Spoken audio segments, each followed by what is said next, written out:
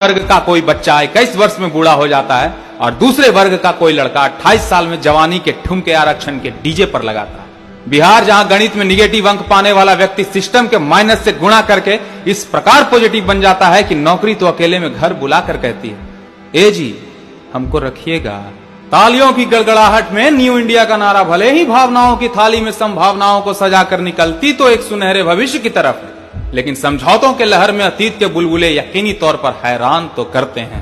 चलिए माना अपने मूल उद्देश्य की पूर्ति के लिए आरक्षण की यह व्यवस्था संसद, प्रदेश के साथ साथ सिविल सर्विसेज जैसी संवैधानिक संस्थाओं तक तो ठीक थी, लेकिन इस व्यवस्था को टेक्निकल, मेडिकल और आर्थिक क्षेत्र के विशेष योग्यता वाले पद प्रतिष्ठानों पर थोप के अव्यवस्था की नींव योग्यता के पैमानों को शर्मसार इसीलिए करती है क्योंकि इन क्षेत्रों में योग्यता से समझौता बनारस जैसे शहरों में पुलों का गिरना या फिर सरकारी विद्यालयों में शिक्षकों को राष्ट्रपति का नाम तक ना पता होने से जाहिर होता है। देखिए, हिंदुस्तान की गलियारों में प्रतिभा तो उस कंकड़ की तरह है जिसे वक्त के हथौड़ों से पीटना ही उसके भविष्य के नक्काशी का आधार बनती।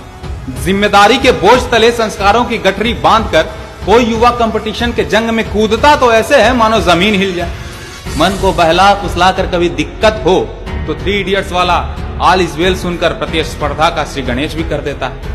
लेकिन वर्चस्व की इस लड़ाई में जब उसके पास होने का फैसला उसकी कलम नहीं बल्कि उसके जात करने लगे तो अध्ययन के नाम पर प्रतिभा का चीरहरण किसी नैतिक दोगलेपन से बढ़कर कुछ नहीं। समानता को स्थापित करने के नाम पर वर्गों को मक्कारी की चाशनी पकड़ाने का नाम है आरक्षण। समुदाय विशेष को सिर्फ जन्म के आधार पर अंकों की मुफ्तखोरी का अद्भुत आयाम है आरक्षण।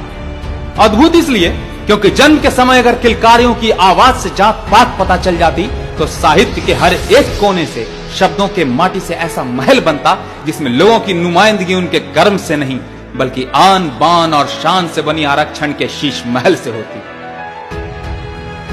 इसीलिए वक्त की यह मांग है कि बदलता हिंदुस्तान बदलाव की एक ऐसी कहानी लिखे, बदलता बिहार बदलाव की एक ऐसी कहानी लिखे जिसमें अवसरों की समानता ही भविष्य की पहली ईंट साबित हो। भविष्य जो विद्यमान हो, भविष्य जो कायनात के गगन में दैदीप्यमान हो, भविष्य जिसमें प्रतिभा के प्रकाश का जातिवाद के अंधकार तले सम्मान हो और अंततः भविष्य जो बिहार और हिंदुस्तान के चप्पे चप्पे में एक समान हो।